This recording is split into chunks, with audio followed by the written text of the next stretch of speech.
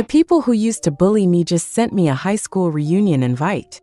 Attached was a photo of me, on my knees, humiliated. They said they missed me. I didn't hesitate for a second. I decided to go. What they don't know is that for the past 5 years, I've been thinking about them too. Chapter 1. 5 years after graduation, I received an email invitation to my high school reunion. The reunions happened every year, but this was the first time I'd ever been invited. The invitation contained just one line. "We miss you so much. You have to come." Attached to the email was a photo. In it, I was kneeling on the ground, head bowed, eyes shut tight, too scared to look up. Bright red paint dripped down my hair, pooling on the floor like bloodstains. The high-resolution photo brought back memories of those chaotic, unbearable years. Sitting in the dark, I hugged my arms to my chest and laughed uncontrollably. How ironic. I've been dying to see them too. Chapter 2. I arrived early at the city's only 6-star hotel. The reunion was being held on the top floor. Of course, only someplace this luxurious would feel appropriate for my former classmates, all born into privilege. I went to a private high school, one of those institutions people called a prep school for the elite. Getting in wasn't just about money, you needed connections too. There were exceptions though. I was one of them. Every year, the school offered scholarships to a handful of underprivileged students who had outstanding grades. Full tuition covered, generous stipends provided. We were their little sprigs of green in an otherwise gilded garden. I worked myself to the bone to earn that scholarship, coming in first place on the entrance exams. I thought all that effort was for a better future.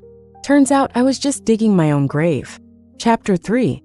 In the center of the ballroom were 2 long tables, set for 30 people, the exact number of students in our graduating class. I was the first to arrive and chose a seat near the middle. On the chair next to me was a white silk napkin, perfectly laid out. An hour later, everyone else started arriving. By the time they were all seated, one chair remained open at the far table, while the 4 seats to my left were still empty. I scanned the room, taking them all in. They were no longer the awkward teenagers I remembered. The uniforms were gone, replaced by sleek designer suits and glamorous dresses. They'd shed their childishness, and now looked like polished, successful adults. As I sat there, lost in thought, a voice I'd never forget cut through the air. "Jessica, I sent Mia an invite too. Do you think she'll show up?" The voice came from Olivia, who was wearing an oversized hat and sunglasses. She walked in alongside Jessica, draped in a stunning designer gown. Their arrival instantly drew everyone's attention. The seated classmates stood up, eagerly greeting them. "That little witch," Jessica scoffed as she removed her Chanel jacket and sat down beside me, with Olivia taking the seat on her other side.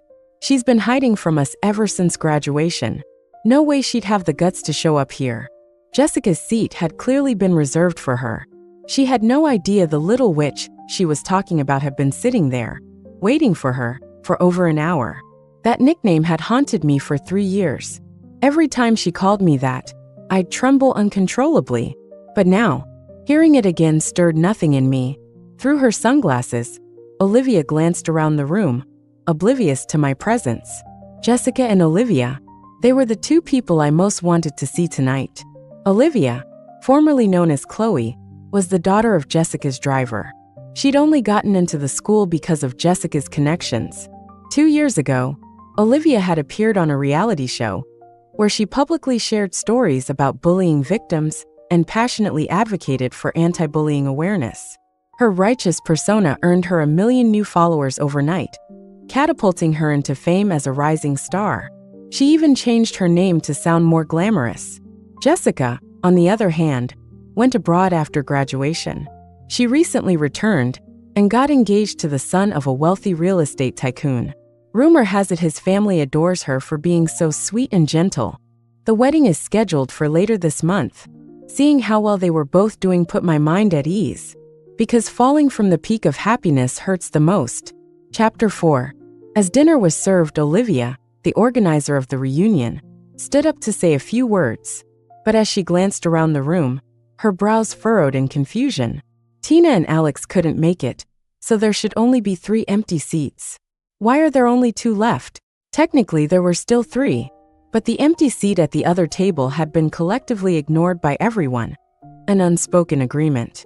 Jessica, sitting beside Olivia, scanned the room quickly before her gaze locked onto me. I was the only one whose face wasn't visible. Did someone sneak in?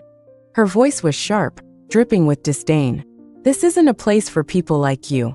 With a cold smirk, she snatched off my sunglasses without hesitation. Weren't people saying she'd mellowed out over the years?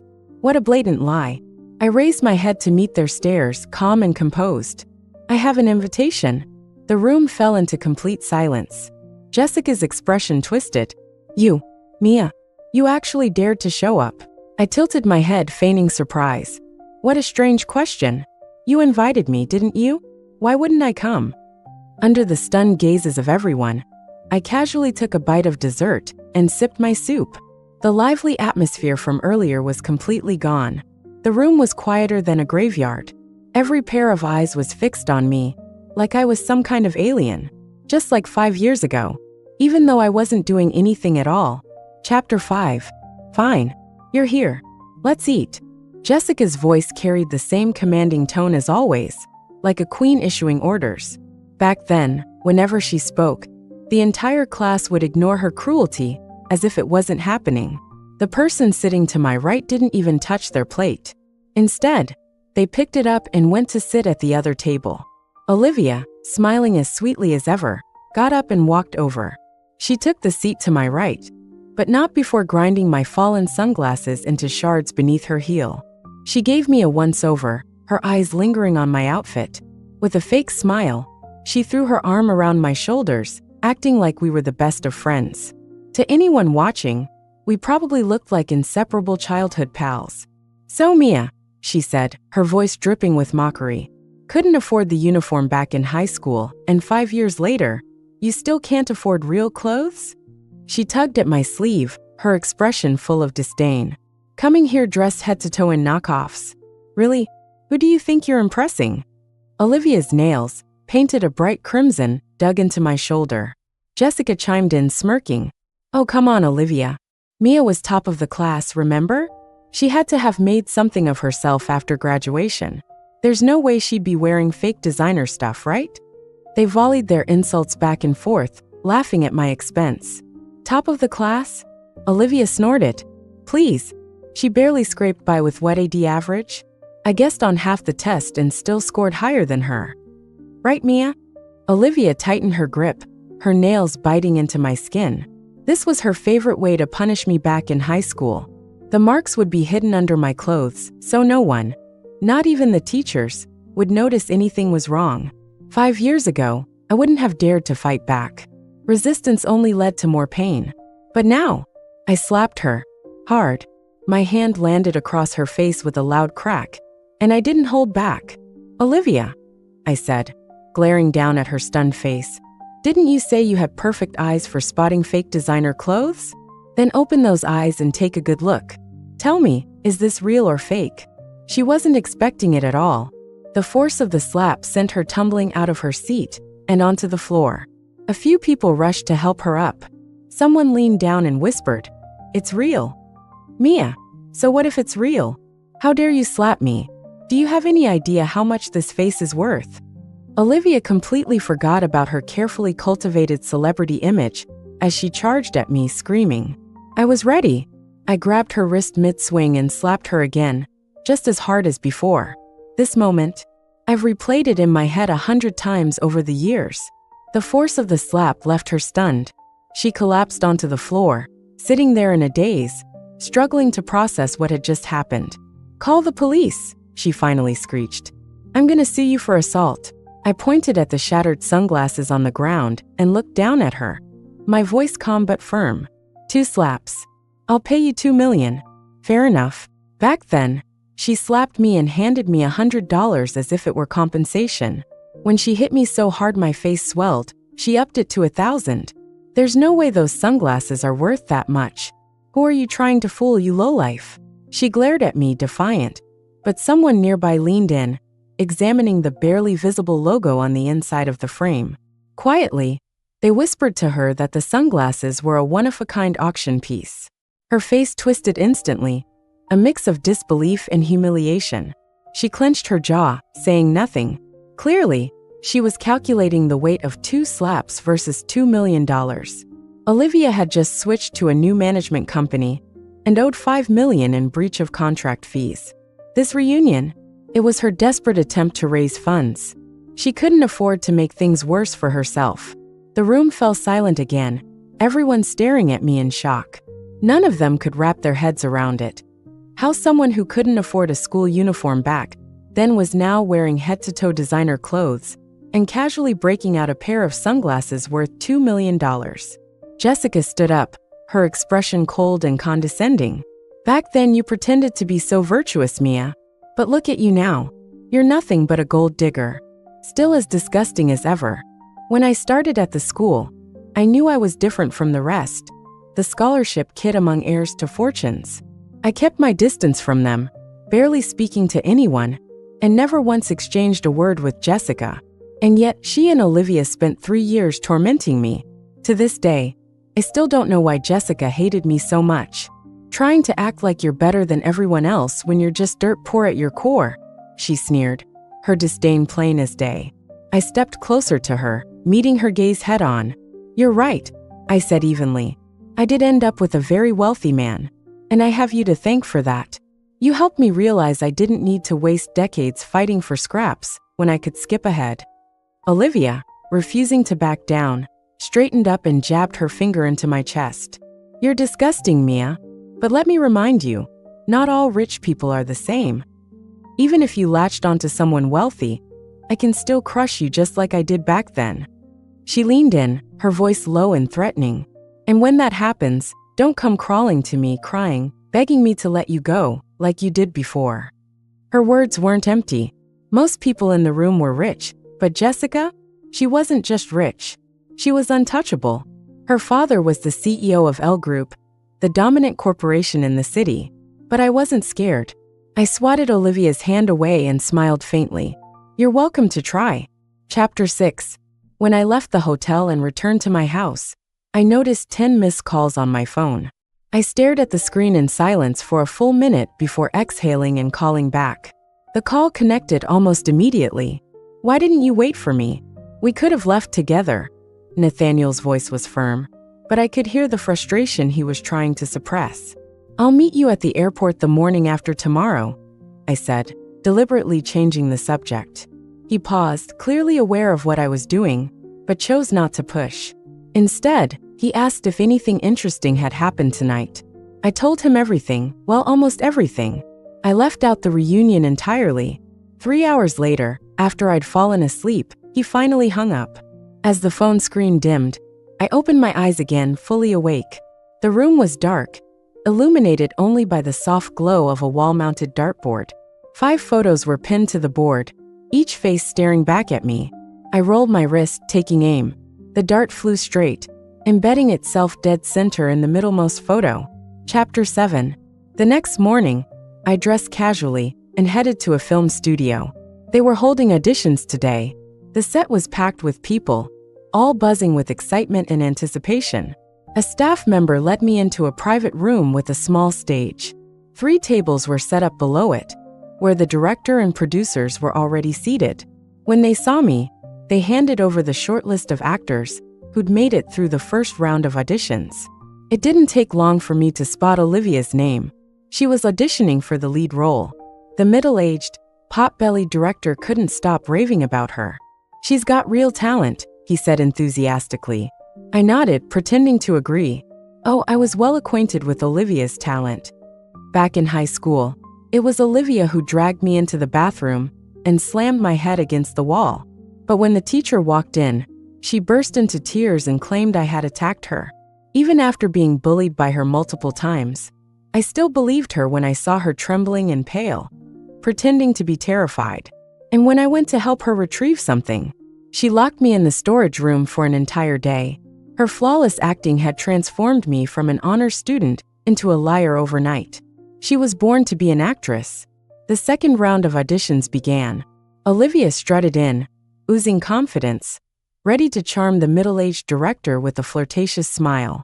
But the moment she spotted me sitting at the producer's table, Her expression froze. She pointed at me, her voice sharp. "What are you doing here?" "Olivia, watch your tone," the director cut in quickly.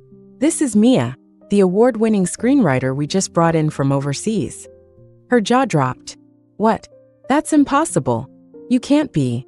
I leaned back in my chair, staring at her coolly. "Are you auditioning or not? If not, there's the door." Her face twisted with frustration, but before she could say anything else, the director gave her a pinch on the arm and muttered under his breath, "I pulled a lot of strings to get you this opportunity. If you blow it, there are plenty of other stars waiting in line for this role." After a tense moment, Olivia finally stepped onto the stage.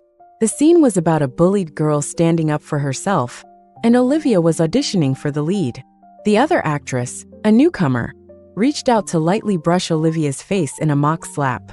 "Stop," I said sharply, cutting off the scene. Olivia looked at me, confused, and I walked up onto the stage, addressing the timid actress. "That was way too soft. You need to do it like this." Before Olivia could react, I raised my hand and slapped her across the face. Hard. The sound echoed through the room as she stumbled back a few steps, stunned. The other two producers and the actress stared at me wide-eyed. "See," I said, turning back to the actress. "That's how you get the emotion across." Olivia's eyes filled with tears, but she didn't make a sound. Instead, she glared at me with pure hatred, her cheek now sporting 5 bright red fingerprints. Honestly, it was nothing compared to what my face had looked like back then, swollen beyond recognition. "Let's continue," I said calmly. The newcomer, even after my demonstration, still hesitated to go all in. Every move she made was too soft, holding back. I frowned and raised my hand again. But this time Olivia flinched, covering her face with her hands. "Enough," she snapped, her voice trembling with anger. "I'm done. I'm not doing this anymore. Let someone else have the role." She turned to leave, but the director grabbed her arm before she could walk out. "You told me you needed this role to cover your breach of contract penalty," he hissed. "This film is headed for international festivals, and landing this part could launch you into the A-list. But if you walk out now, I promise you'll never work in this business again." His words hit her like a slap of their own. Tears streamed down Olivia's face as she touched the cheek I'd slapped earlier. After a long, agonizing pause, she finally turned to the newcomer and yelled, "Do it. Don't hold back. If you don't, Mia's going to keep yelling at you."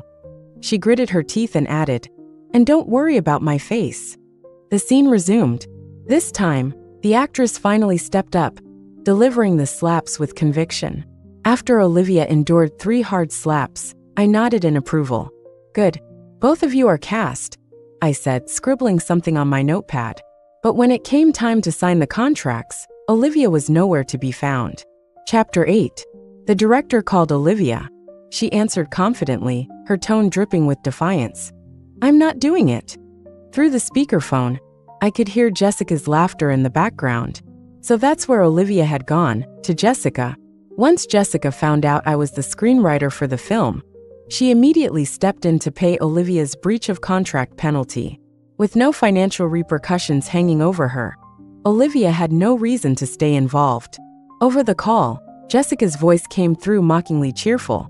She even went out of her way to helpfully inform me that she'd already made sure no other actors would dare sign on to my project.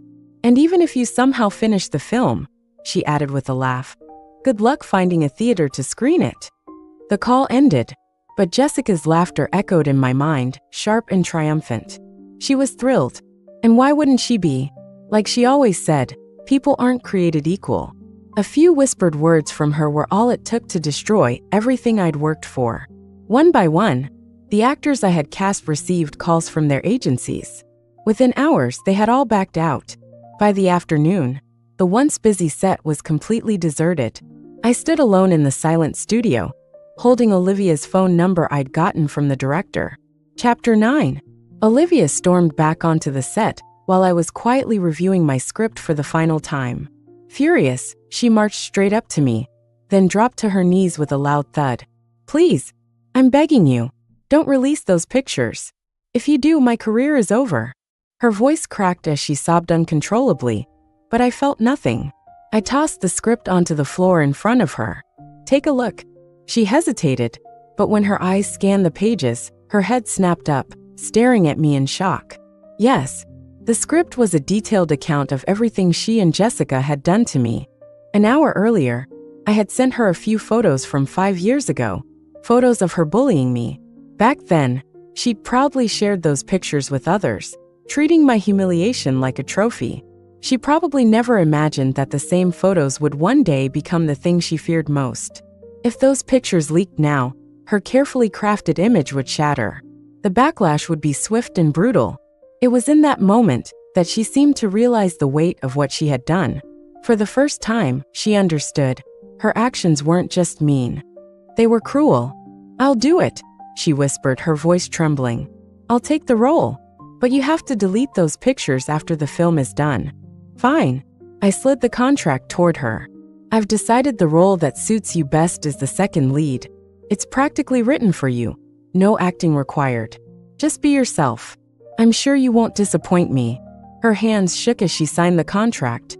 Her jaw clenched tight with anger. The shoot began in secret. I didn't hire a single big-name actor. Instead, I cast a group of background extras, talented but overlooked people who had nothing to lose and everything to prove. As for Olivia, I gave her one strict rule. She couldn't tell Jessica. After all, I wanted to save the finished product as a special surprise for her. Chapter 10. Back at the house, I stared at the empty vase on the dining table and decided to book a florist online for a home visit. When the florist arrived, it turned out to be a long-haired man whose face was partially obscured by shadows. I focused on trimming the flowers with precision, but then the man softly, almost hesitantly, called my name. When I looked up, he suddenly grabbed my shoulders, his face lighting up with excitement. It's me, Alex. I quickly shrugged off his hands, stepping back to put distance between us. He didn't seem to care, his eyes scanning the room with a smirk as he took in the decor. So Olivia wasn't lying, he chuckled. She said you've snagged yourself some rich guy. I didn't believe it at first, but this place says otherwise. He leaned casually against the edge of the table, his grin widening. What? No drink to welcome an old classmate? We're not that close, I replied coldly, setting the scissors down. If I had known it was you, I never would have let you step foot inside. My voice was ice. Back in high school, Alex had been part of the same group as Jessica and Olivia, tormenting me every chance they got. Come on, don't be like that, he said, feigning hurt. He took a step closer, reaching out to twirl a strand of my hair between his fingers. He brought it to his nose and inhaled dramatically. Damn, he murmured with a smirk. I never noticed how gorgeous you are. Guess money really does work wonders, huh? Disgust churned in my stomach, making me want to throw up. I stepped back quickly, putting as much space between us as possible. He laughed, a low mocking sound. Man, I must have been blind back then. How could I stand there punching and kicking such a beautiful face? What a waste. He kept advancing, his tone turning more suggestive. You know, he said, now that you're back, why don't we pick up where we left off? Back in high school, Alex had a sick habit of telling everyone I was his girlfriend. He'd brag about things we'd never done, claiming we'd slept together. Meanwhile, his real girlfriend was Olivia. His lies destroyed my reputation overnight. No one wanted to talk to me after that. Even the teachers started treating me like I was a disappointment. Get out, I said through clenched teeth. Leave now, or I'm calling the cops. Relax, he said, raising his hands in mock surrender, a smug grin plastered on his face. I'm just messing with you. I've changed, I swear. Look, I've been running around all day without a drink of water. Be a good sport, pour me a glass and I'll leave. I didn't trust him, but I wanted him gone. So I went to the kitchen, grabbed a glass and filled it with water. When I came back, Alex was sitting on the couch, watching videos on his phone with the volume turned all the way up. The audio blared through the room, drowning everything else out. His laughter mixed with Jessica's and Olivia's, and then my own voice. My cries for help, my desperate panic sobs. The sound was unbearable. Alex threw his head back, laughing as if it were the funniest thing he'd ever heard. Then he downed the glass of water in one gulp and shoved the phone in my face. Recognize this? He said, smirking. On the screen was a video of me from 5 years ago, helpless, begging for mercy. Tears started streaming down my face before I even realized it. The suffocating despair from back then came rushing back, wrapping itself around me like a noose. For a moment, it felt like nothing had changed, like I was still trapped in that nightmare, still stuck in the past. You know, Alex said, his voice dark and dripping with malice. Since we didn't get to be a real couple back then, maybe we can make it happen now. Before I could react, he grabbed me, pulling me close with an iron grip. I struggled, kicking and clawing, but he was too strong. His arms pinned me in place, and panic started to set in. Just as I was about to lose hope, I felt his body go rigid. He froze, his grip loosening, and then collapsed to the floor in a heap. I stared at him, stunned, then quickly grabbed his phone. Using his fingerprint, I unlocked it and started transferring every single video to my computer. Chapter 11. When Alex came to, he realized he was tied up, his wrists bound tightly to the table in front of him. Mia, did you drug me? His voice was sharp with rage as he thrashed against the ropes. But I had bought these restraints specifically for this moment. There was no way he'd break free that easily. Alex, I said with a smile, stepping out from behind him. In my hand was a shiny, brand new hammer. Let's play a game, shall we? I watched his eyes widen in terror. You know how this works, right? I ask a question, and if you get it wrong, I tapped the hammer against the edge of the table for emphasis. I'll give your hand or one of your fingers a little tap. No, please don't do this. I'm begging you. He was crying now, desperate. But his pleas fell on deaf ears. Alex was a monster. Back in high school, he would beat me mercilessly just to entertain Jessica and Olivia. No hesitation, no remorse. He was my living nightmare. I leaned in closer, my voice calm and steady. First question, how many bottles of soda can a person drink in one sitting? His face twisted in confusion. How would I know that? Wrong answer. I let the hammer crash down, slamming into the table. The wood splintered under the force, leaving a gaping dent. His hands remained untouched for now. Alex's face went pale. 5 bottles, I said evenly. That's how many you forced me to drink back then. I couldn't eat for a week after that. Mia, I'm sorry. I was wrong, okay? Please, just let me go. I ignored him, moving on to the next question. How many days can a person survive without food? He stammered, his voice shaky. 36 hours. Wrong again. I tilted my head, feigning surprise. That's how long you guys starved me once. But a person can actually survive 7 days without food. Care to test it out yourself? Before he could respond, I raised the hammer again and brought it down with a loud crack. Ah!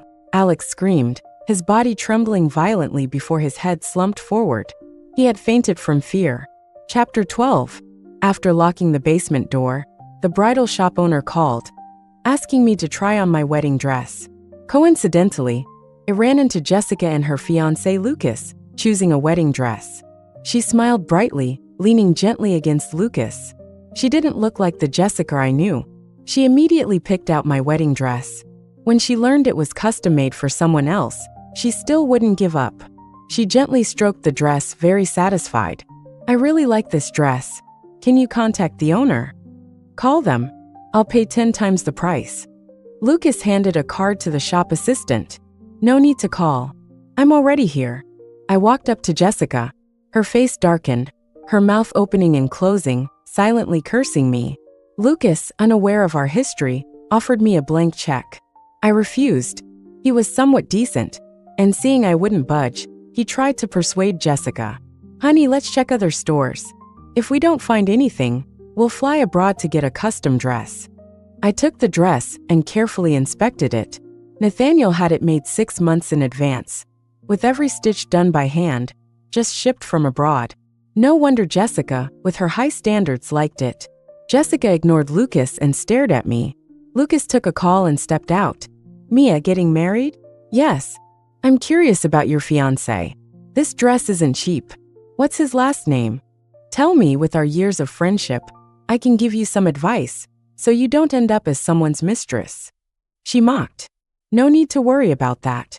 I went to the fitting room. When the assistant brought the dress, the skirt had a large cut, and mini sequins were missing. Miss Mia, I'm sorry. I don't know what happened. I just went to the bathroom. The assistant was almost in tears. No need to guess, it was Jessica. Blaming the assistant was pointless. Even if Jessica cut the dress in front of them, they couldn't stop her. I still took the dress. When I came out, Jessica was waiting, laughing as she saw me. Mia, your dress is beautiful. It really suits you. Ignoring her taunts, I calmly walked up to her, took off my sleeves, and held her face. I asked, Jessica, do you still smoke? Lucas returned, seeing the many round scars on my arms, frowning and turning away. Jessica screamed, pushing me away as if seeing something disgusting. Those were the scars she left with her cigarettes.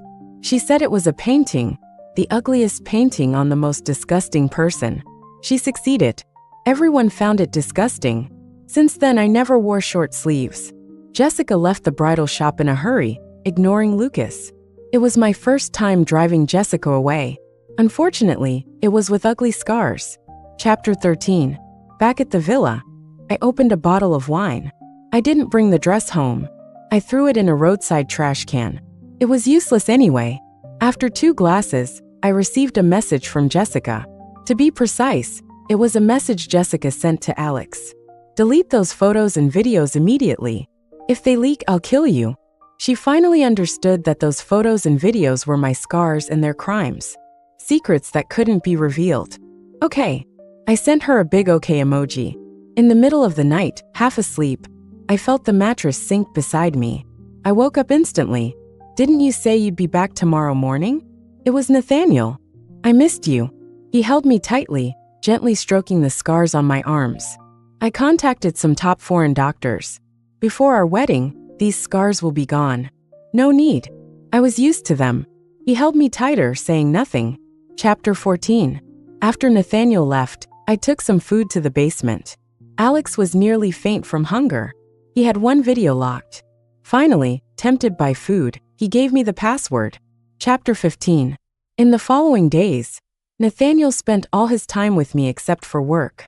I didn't expect Lucas to find me through Olivia. We met at a cafe. He said Jessica had told him about what happened in high school, but I wasn't sure how much she had told him. Jessica was young and immature back then. Please don't hold it against her. His eyes drifted to my arms, relaxing slightly when he saw I wore long sleeves. Age isn't an excuse for wrongdoing. The past can't be changed. Name your price, and I'll compensate you. I laughed until tears came. Jessica was indeed fortunate, always having someone clean up her mess. Didn't she tell you I have a sugar daddy? I don't need money. Then what do you want? Let me ask you, do you think harm will fade away? Will crimes disappear on their own? No matter what you want, I'll do my best to compensate you. Lucas was annoyed, not answering my question. Maybe he thought money could solve everything. All right, have her record an apology video for me, and our matter will be over. That's impossible. He refused and left. Of course, Jessica would never apologize. She never thought she was wrong. It started raining heavily outside. Chapter 16. Nathaniel's mother passed away early, and he had a strained relationship with his father, not contacting him for 5 years. But we were getting married soon, and at my urging, he decided to visit his family. There, I saw Jessica and her fiancé again. This time, she couldn't control her emotions. She screamed, "Brother, why is this woman here?" "Jessica, this is your sister-in-law. Speak properly," Nathaniel sternly reminded her. Jessica finally understood who my sugar daddy was and why I dared to defy her. "Brother, she's approaching you with an agenda. Don't be fooled by her." "Oh, then tell me, what is my agenda?" I looked at Jessica with amusement. She couldn't answer, and Nathaniel's father silenced her. Nathaniel's father had sharp eyes but was helpless.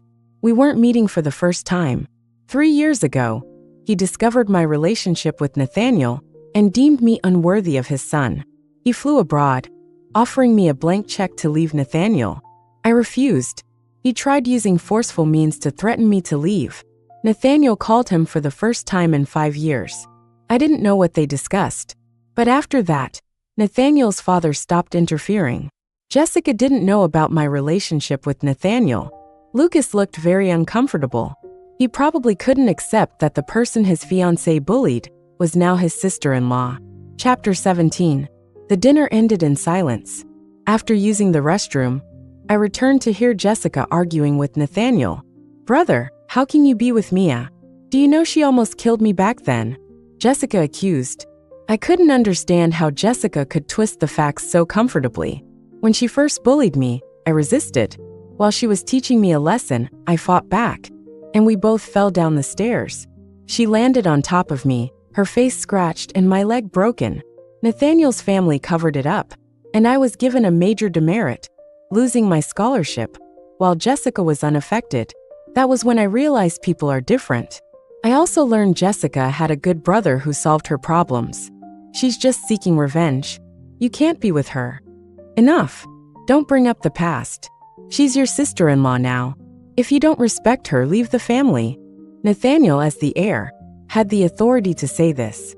He knew about Jessica's bullying, but never mentioned it because I didn't. He hadn't returned for 5 years to avoid us meeting. I didn't know if he was protecting me or Jessica. "Brother, you've changed. You used to say you'd never forgive anyone who hurt me. Now you're helping Mia bully me. Jessica, this is your final warning. Don't hurt her." Nathaniel went to his father's room. He said he wanted to give me his mother's heirloom ring. Jessica pushed a nearby antique vase, shattering it. I slowly walked out. If you record an apology video, the past will be forgotten, and we'll be family. In your dreams. I'd rather die than be family with you. She deliberately bumped into me and left angrily. Jessica and Nathaniel shared the same mother. Losing their mother young, Nathaniel doted on Jessica. She couldn't accept someone she hated taking Nathaniel's love. Chapter 18. For the next half-month, I supervised the film's progress daily. Surprisingly, 2 days before Jessica's wedding, she sent me an apology video. In the video, she reluctantly said sorry. I watched it repeatedly. This apology came very late. Chapter 19. Nathaniel and I planned our wedding after Jessica's. He had shown me the venue early on. When he put his mother's ring on my finger, he held my hand tightly, saying, "Let's start anew together." I nodded. Chapter 20. Jessica's wedding went smoothly. I opened my long-unused QQ account, with only 2 contacts. I clicked on the active one. "I'm back. Let's meet." "Okay." The reply came quickly. In the afternoon, I sat in Jessica and Olivia's favorite cafe, looking at the school outside, reminiscing. Mia, a woman with glasses, approached, interrupting my thoughts. It was Tina, my high school deskmate, and another victim of Jessica's bullying. "Seeing you doing well, I'm relieved." She patted my shoulder sympathetically. Unlike me, she kept in touch with others, so she knew about the reunion. "You're a journalist now?" I asked. "Yes, it was my dream. I want to speak for those treated unfairly." "That's great. It suits you." She smiled at my compliment. "Perfect timing. I need your help, Tina." She hesitated but leaned forward, promising to help.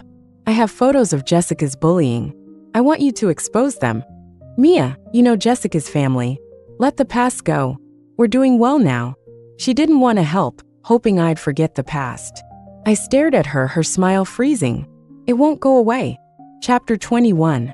Nathaniel was called back to his family to discuss Jessica's wedding. Jessica wanted Nathaniel to walk her down the aisle. In her heart, Nathaniel was very important. The film finished shooting 2 days ago. I watched the edited version alone on set, over and over until nightfall. I had dinner plans with Tina. As I walked to the street, a blinding light hit me, followed by a force throwing me into the air. In my fading consciousness, I heard Jessica, Olivia, and Tina's voices. Chapter 22. Days later, at Jessica's wedding, she walked alone in a beautiful gown, exchanging rings with Lucas. Olivia and Tina applauded. During the couple's video, a different video played on the big screen. In it, Jessica approached with a lit cigarette, smiling brightly. Then a scream echoed through the hall. Guests were stunned. "Turn it off!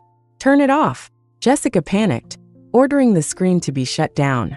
But no matter what the staff did, the screen seemed infected, unable to turn off. Nathaniel's father quickly reacted, ordering the power to be cut. At the same time, all guests received an email. It contained photos of Jessica, Olivia and Alex bullying. Disgusted guests left. The wedding couldn't continue. Jessica was grounded by her father, and Lucas was called back by his parents, planning to divorce her. Olivia, also in the photos, went into hiding. They thought Nathaniel's father had suppressed the incident. But a movie about school bullying released online reignited the issue. Everyone was moved to tears. At the end, a monologue revealed it was based on true events, listing the real bullies' names. Simultaneously, the police received a video. In it, Jessica, Olivia, and Tina got out of a car, kicking a fallen person. Is she dead? She's barely breathing. She should be dead soon. Good. She wanted to expose us. Let's see how many lives she has. The video was from a camera hidden in my chest. The three were arrested for attempted murder. Alex was also arrested. The police found indecent photos on his phone. The case caused a citywide sensation. Reporters interviewed Jessica, who tearfully apologized. I was young and foolish. I apologized to those I bullied. I'll change. The person we hit is my sister-in-law. We were just joking. Chapter 23. After watching the news, Nathaniel, with dark circles under his eyes, entered the hospital room. I had been in a coma for nearly a week. Seeing me awake, he was overjoyed. After a moment, he couldn't help but plead for Jessica. Mia, Jessica is in jail. Can you issue a statement saying it was a joke? Nathaniel, it wasn't a joke. She wanted to kill me. He lowered his head, silent. If I don't agree, will you threaten me like before? He lowered his head further, not daring to look at me. After Jessica pushed me down the stairs, he had someone threaten me to sign a waiver. Nathaniel, Jessica shouldn't be forgiven by me. I got up, intending to take him somewhere. My legs were weak, and he quickly supported me, but I pried his fingers off one by one. I steadied myself, and we took the elevator to the top floor of the hospital. Chapter 24. There was only one room on this floor. Pushing the door open, I saw a young girl sitting by the bed. She was the one who saved me after Olivia, and the others left me for dead. She had also sent out the videos and photos I gave her. She had seen the news and was crying. I walked to the bedside. There lay a thin figure, looking clean but frail. This is Eliza. You should remember her, right? Nathaniel's expression darkened and he nodded. There were three of us who were bullied, Eliza, Tina, and me. Jessica pushed her down the stairs, turning her into a vegetable. When her family sought justice, you had the matter covered up. Her mother died of grief, and her father was hit by a car. Meanwhile, Jessica went abroad to study. Olivia joined an acting agency. Tina got into a good university, and Alex inherited his family's chain of flower shops. Their lives continued beautifully. Everyone's time moved forward, except for Eliza and her family, whose time had stopped. I used to think I was bullied because I was poor, but later, I realized why Jessica chose Eliza and me. Once, the teacher asked us to switch seats. Jessica, in front of the whole class, jokingly asked for help with her studies. I thought she genuinely wanted to improve, so I volunteered. Eliza also smiled and said, "With Mia's help, you'll surely improve." At that moment, I only thought about helping her with her grades, not noticing her darkening expression. It was then I realized that one sentence had hurt Jessica's pride, leading to 3 years of bullying for Eliza and me. Nathaniel kept apologizing, but I had heard enough. I still remembered the day before the college entrance exam, the only day in 3 years that brought me joy. Eliza and I believed that once the exams were over, we could escape our torment and start anew. I couldn't help but ask him a question. Would time erase the pain? Would unpunished crimes disappear? He didn't answer. That night, I received his last message. He told me that pain would follow us like a shadow. Chapter 25. The next day, I heard about her fall. I was in a daze, getting into the car, finishing the exam, and ending my hopeful life. Why? We were so close to the light. It was then I truly understood Jessica's so-called background. Eliza's fall was completely covered up. The school never mentioned her, and classmates acted as if she never existed. I had my first drink with Tina. In her drunken ramblings, I learned we had a traitor among us. Before Eliza fell, she had said, "When I make it big, I'll make Jessica pay back double." We knew it was just a joke. After all, people are different. No matter how hard we tried, We couldn't catch up to Jessica. It was just a teenager's fantasy. But Tina told Jessica about this. Jessica and Alex met Eliza on the rooftop. Then she fell. I gave Tina a chance, but she betrayed me again.